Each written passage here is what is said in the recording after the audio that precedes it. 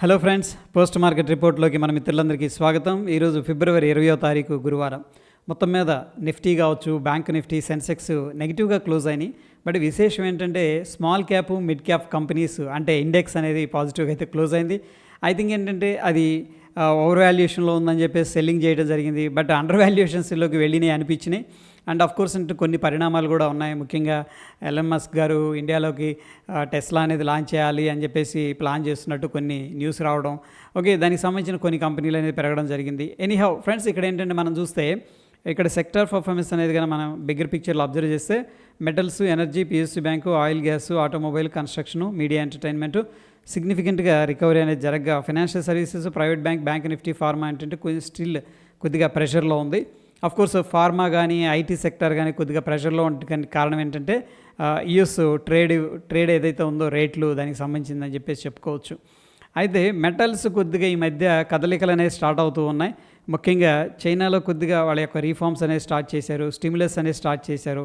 వాళ్ళ ఎకనామీని గాడిలో పెట్టడానికి చాలా చర్యలు అనేది తీసుకోవడం జరిగింది. అప్పటి నుంచి కూడా కొద్దిగా మెటల్లో మొమెంట్ వస్తుంది. బట్ అగైన్ ఏంటంటే ట్రంప్ గారు 25% అనేది అల్యూమినియం, స్టీల్ ప్రోడక్ట్స్ మీద ఈ యొక్క టారిఫ్ అనేది విధించడం, మళ్ళీ మెటల్స్ అనేది కొద్దిగా అండర్ ప్రెషర్లోకి వెళ్ళిపోవడం అనేది జరిగింది. బట్ రీసెంట్గా మనం అబ్జర్వ్ చేసుకున్నట్టయితే కొన్ని క్వాలిటీ కంపెనీస్లో కొద్దిగా బుల్లిష్ సెంటిమెంట్ అనేది కనిపిస్తూ ఉన్నట్టు బ్రాడర్ పిక్చర్లో మనకు అర్థమైంది. ఇక ఈసారి ట్రంప్ గారు చాలా ఫైర్లో ఉన్నారని చెప్పేసి అర్థమవుతుంది. ఓకే, సో ఇండియా ఫైనాన్షియల్గా స్టేబుల్గా ఉంది, కానీ వాళ్ళు ట్యాక్సులు విపరీతంగా వేస్తున్నారని చెప్పేసి చెప్పడం. అట్ ద సేమ్ టైం ఏంటంటే ఈ ఎలక్షన్ ముందు టైంలో యూఎస్ ఏంటంటే $21 మిలియన్ అనేది ఖర్చు పెట్టింది. ఎందుకంటే జనరల్గా ఉన్న టైటిల్ ఏంటంటే ఎడ్యుకేట్ చేయడానికి, అంటే ఓటు వేయండి మంచిది ఇలాగనమాట. బట్ ఆయన ఏమంటున్నారంటే ఇది ఎవరినో గెలిపించడానికి యూజ్ చేసినట్టున్నారు ఈ ఫండ్స్ అనేది చెప్పడం జరిగింది. సో ఓ రకంగా ఇండియా మీద ఆయన కొంచెం ఇదిగానే ఉన్నారు. At the same time Narendra Modi guarantee కూడా నాకు రెస్పెక్ట్ అని చెప్పేసి మెన్షన్ చేయడం జరిగింది. ఇక నోమారా బ్రోకరేజ్ సంస్థ ఏం చెప్తుందంటే నిఫ్టీ ఇక్కడ నుంచి కూడా ఈ సంవత్సరం చివరికల్లా ఒక 4% దాకా పైకి వెళ్ళడానికి స్కోప్ ఉందని చెప్పేసి చెప్తుంది. 4% అంటే చాలా తక్కువ అనమాట. ఎందుకంటే హార్డ్లీ 1000 పాయింట్స్, ఆల్మోస్ట్ మనం 23,000 దగ్గర ఉన్నాం, 24,000 అని చెప్పేసి చెప్తూ ఉన్నారు. సో రకంగా మార్కెట్లో అంత పాజిటివ్ సంకేతాలు అయితే కనిపించట్లేదు లాంగ్ టర్మ్లో. ఈ మధ్యకాలంలో M&M షేర్ అనేది సిగ్నిఫికెంట్గా పడిపోవడం అనేది జరిగింది. ఎందుకంటే ఎలన్ మస్క్ గారు ఇండియాలోకి వస్తున్నారన్న దాంతో టాటా మోటార్స్ కానీ M&M కానీ కొద్దిగా ప్రెషర్లోకి వెళ్ళిపోయాయి. అయితే ఫ్రెండ్స్ ఈరోజు సిగ్నిఫికెంట్గా రైజ్ అవ్వడం జరిగింది 2% దాకా. ఎందుకంటే ఆండూరిల్ వాళ్ళతో వీళ్ళు టైఅప్ అయ్యారనమాట. వాళ్ళు ఏంటంటే artificial intelligence software solutions provide చేస్తారు. సో అందుకని వీళ్ళ యొక్క స్టాక్ అనేది సిగ్నిఫికెంట్గా రైజ్ అవ్వడం అనేది జరిగింది. అయితే అనలిస్టులు ఏమంటున్నారంటే ఇండియా యొక్క ఫార్మాస్ అనేది ప్రెషర్లో ఉన్నాయి. ఎందుకంటే టారిఫ్ వార్ అనేది ఉంది కాబట్టి 25% అనేది ట్యాక్స్ వేస్తామని చెప్పేసి చెప్తున్నారంట. ఏదైతే ఇండియా నుంచి యూఎస్కి ఎక్స్పోర్ట్ చేస్తామో మన మెడిసిన్ అది. బట్ అనలిస్టులు ఏం చెప్తున్నారంటే వాళ్ళే ఎక్కువ నష్టపోతారు. ఎందుకంటే దగ్గర దగ్గర 50% పైన జనరిక్ మెడిసిన్స్ అందించే కంట్రీ ఏదైనా ఉందంటే అది ఇండియా అనమాట. యూఎస్కి చాలా ట్రస్ట్గా క్వాలిటీతో సప్లై చేస్తూ ఉంది. బట్ వాళ్ళు కన్నా ఆ యొక్క టారిఫ్ అనేది ఇంక్రీజ్ చేశారంటే అక్కడ కస్టమర్స్ ఎవరైతే ఉన్నారో లోకల్గా పీపుల్ వాళ్ళు కొనడానికి ఇబ్బంది పడతారు. డెఫినెట్గా వాళ్ళు స్ట్రగుల్ అవుతారు. దీనివల్ల షార్టేజ్ అనేది క్రియేట్ అయ్యే అవకాశం ఉందని చెప్పేసి చెప్తూ ఉన్నారు.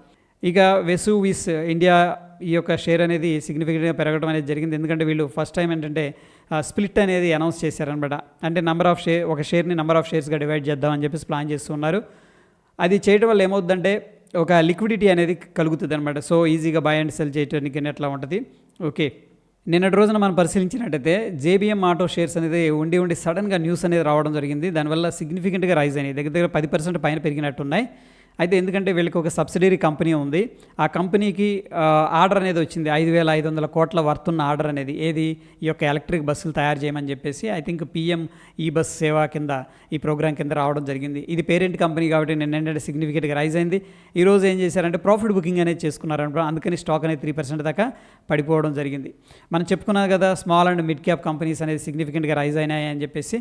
అయితే లిండే ఇండియా, విండ్లాస్ బయోటెక్ అనేది ఈరోజు సిగ్నిఫికెంట్ గెయినర్స్లో ఉండడం జరిగింది. NTPC షేర్ వచ్చేసరికి 3% దాకా పెరగడం జరిగింది. ఎందుకంటే శ్రీలంక క్యాబినెట్ ఏంటంటే అక్కడ సోలార్ ఈ యొక్క మాడ్యూల్ అనేది లాంచ్ చేయడానికి ఆ గ్రీన్ సిగ్నల్ అనేది ఇవ్వడం జరిగింది NTPC వాళ్ళకి. అందుకని షేర్ అనేది సిగ్నిఫికెంట్గా రైజ్ అవ్వడం జరిగింది. రాడికో కెయితాన్ షేర్స్ వచ్చేసరికి ఈరోజు 5% పైన ఇంక్రీజ్ అవ్వడం జరిగింది. ఎందుకంటే రాయల్ ర్యాంథంబోర్ విస్కీ అనేది CSD నెట్వర్క్లోకి ఎంటర్ అయిందనమాట.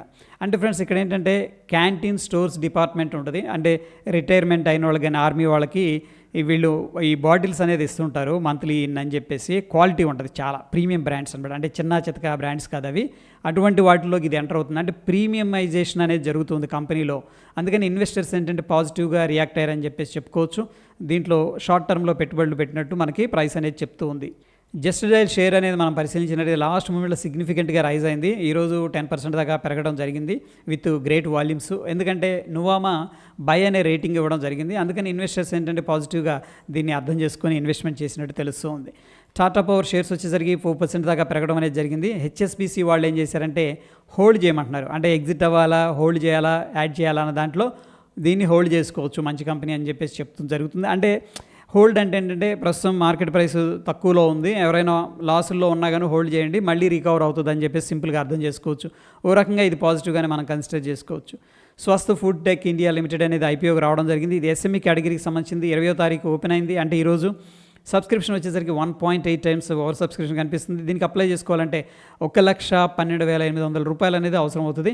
ఎస్ఎంఈ కేటగిరీకి సంబంధించిన హెచ్పి టెలికామ్ ఇండియా లిమిటెడ్ అనేది 20వ తారీఖు అంటే ఈరోజు బిడ్డింగ్ ఓపెన్ అయింది. సబ్స్క్రిప్షన్ మాత్రం అండర్ సబ్స్క్రిప్షన్ కనిపిస్తుంది. దీనికి అప్లై చేసుకోవాలంటే 1,29,600 రూపాయలు అనేది అవసరం అవుతుంది. ఇక బీజాసాన్ ఎక్స్ప్లోటెక్ లిమిటెడ్ అనేది 21 అంటే రేపు ఐపీఓకి రావడం జరుగుతుంది. ఇది కూడా ఎస్ఎంఈ కేటగిరీకి సంబంధించింది. దీనికి మనం అప్లై చేసుకోవాలంటే 1,32,000 రూపాయలు అనేది అవసరం అవుతుంది. ఓపెన్ ఇంట్రెస్ట్ అనేది మనం తీసుకున్నట్టయితే నిఫ్టీ 23,000 కింద క్లోజ్ అవ్వడం జరిగింది. మనం నిన్న కూడా చెప్పుకున్నాం 23,000 దగ్గర హైయెస్ట్ ఓపెన్ ఇంట్రెస్ట్ ఉంది, స్ట్రాంగ్ రెసిస్టెన్స్గా ఉండే అవకాశం ఉందని చెప్పేసి. వాళ్ళు ఏం చేశారంటే 23,000 లెవెల్ని క్రాస్ ఓవర్ అవ్వకుండా ఏంటంటే చాలా వాటికి డిఫెండ్ చేశారు ఈరోజు. అయితే ఫ్రెండ్స్ నెక్స్ట్ వీక్ ఎలా ఉంటుంది అనేది మనం తీసుకున్నట్టయితే పుట్ కాల్ రేషియో అనేది 1.05 అనేది చూపిస్తుంది. దీని అర్థం ఏంటంటే పుట్స్ ఎక్కువగా సెల్ చేస్తున్నారు అని చెప్పేసి అర్థం చేసుకోవచ్చు. అయితే ఫ్రెండ్స్ ఇక్కడ గ్రాఫికల్గా ఎట్ ద మనీ దగ్గర ఎక్కువగా సెల్లింగ్ అయితే చేయట్లేదు, ఇది గమనించాలి. సో ప్రాబబ్లీ ఓటీఎమ్స్ అంటే అవుట్ ఆఫ్ ద మనీ దూరంగా ఉన్న పుట్స్ అయితే సెల్ చేస్తున్నారని చెప్పేసి మనం అర్థం చేసుకోవచ్చు. దీని అర్థం ఏంటంటే మనకు ఇంకా బుల్లిష్ సెంటిమెంట్ అనేది రాలేదు. బ్యాంక్ నిఫ్టీ అనేది మనం చూసుకున్నట్టయితే పుట్ కాల్ రేషియో అనేది 1.04 అని చూపిస్తుంది. డెఫినెట్గా 1 క్రాస్ అయింది కాబట్టి పుట్స్ ఎక్కువగా సెల్ చేసినట్టు తెలుస్తుంది. చూడండి ఇక్కడైతే మనకి క్లియర్గా గ్రాఫికల్గా కనిపిస్తుంది పుట్స్ ఎక్కువగా సెల్లింగ్ అనేది జరుగుతుంది as compare two calls. So దీన్ని మనం బుల్లిష్ సెంటిమెంట్గా కన్సిడర్ చేసుకోవచ్చు. ఇక సెన్సెక్స్ అనేది మనం పరిశీలించినట్టయితే 25వ తారీఖు ఎక్స్పైరీ ఉంది. పుట్ కాల్ రేషియో అనేది 1.03 అనేది చూపిస్తుంది. సో ప్రస్తుతానికి ఏంటంటే మనకి బుల్లిష్ సెంటిమెంట్లో కనిపిస్తుంది. సో ఫ్రెండ్స్ ఇక ఇండియా విక్స్ అనేది ఈరోజు 4.78% అనేది డ్రాప్ అయింది. ఈ మధ్యకాలంలో మనం గమనించినట్టయితే ఈ యొక్క ఎక్స్పైరీకి ముందు 2 రోజుల ముందు సిగ్నిఫికెంట్గా వోల్టాలిటీ అనేది పెరుగుతుంది, విక్స్ రైజ్ అవుతుంది, డెఫినెట్గా ఆప్షన్ ప్రీమియమ్స్ రైజ్ అవుతున్నాయి. బట్ ఎక్స్పైరీ రోజు ఏంటంటే ఈ యొక్క వోల్టాలిటీ అనేది కూల్ చేస్తున్నారు. డెఫినెట్గా సెల్లర్స్ అనేది మంచి డబ్బులు అనేది ఎర్న్ చేస్తున్నారని చెప్పేసి క్లియర్గా మనకి ఇండియా విక్స్ అనేది చెప్తుంది. ఎనీహౌ ప్రస్తుతం ఏంటంటే ఇండియన్ మార్కెట్స్ స్టేబుల్గా ఉన్నాయని చెప్పేసి చెప్పుకోవచ్చు. ఎందుకంటే 4.78% డ్రాప్ అయింది కాబట్టి. ఇక Dow Jones industrial average features అనేది మనం తీసుకున్నట్టయితే యూఎస్కి సంబంధించింది. సో ఆల్మోస్ట్ టైట్ కన్సోలిడేషన్లో ట్రేడింగ్ అయితే జరుగుతుంది. ఇక డాలర్ ఇండెక్స్ అనేది కొద్దిగా వీక్గా అయితే ట్రేడ్ అవుతుంది. అయితే ఫ్రెండ్స్ ఇక నిఫ్టీ అనేది మాటికి ఇదే లెవెల్ని టెస్ట్ చేస్తుంది. గమనించినట్టయితే చూడండి రఫ్గా ఏంటంటే 22,800 లెవెల్ అనేది టెస్ట్ చేస్తుంది. బట్ ఎనీహౌ ఫ్రెండ్స్ ఇక్కడ మనకి ఇంపార్టెంట్గా ఈ లెవెల్స్ అనేది బ్రేక్అవుట్ అవ్వాలి. 23,000 లెవెల్ కంఫర్టబుల్గా అక్కడ సస్టైన్ అవ్వాలి. దెన్ ఏంటంటే మనకి షార్ట్ కవరింగ్ ర్యాలీ అనేది సిగ్నిఫికెంట్గా వచ్చే అవకాశం ఉంది. 23,000 లెవెల్ దాటిందనుకోండి, చాలామంది షార్ట్ చేసి పెట్టాడు కదా, వాళ్ళందరూ కూడా మళ్ళీ బై చేసే అవకాశం కనిపిస్తుంది. ఒకవేళ ఈ లెవెల్ కానీ బ్రేక్అవుట్ అయిందంటే సిగ్నిఫికెంట్గా మార్కెట్ అనేది డ్రాప్ అయ్యే అవకాశం కనిపిస్తుంది in a single day. And of course ఏంటంటే బ్యాంక్ నిఫ్టీలో కూడా మనకి చూడండి సిగ్నిఫికెంట్గా బయర్స్ వచ్చారు, సెల్లర్స్ వచ్చారు, మళ్ళీ బయర్స్ వచ్చారు, మళ్ళీ సెల్లర్స్ రావడం జరిగింది.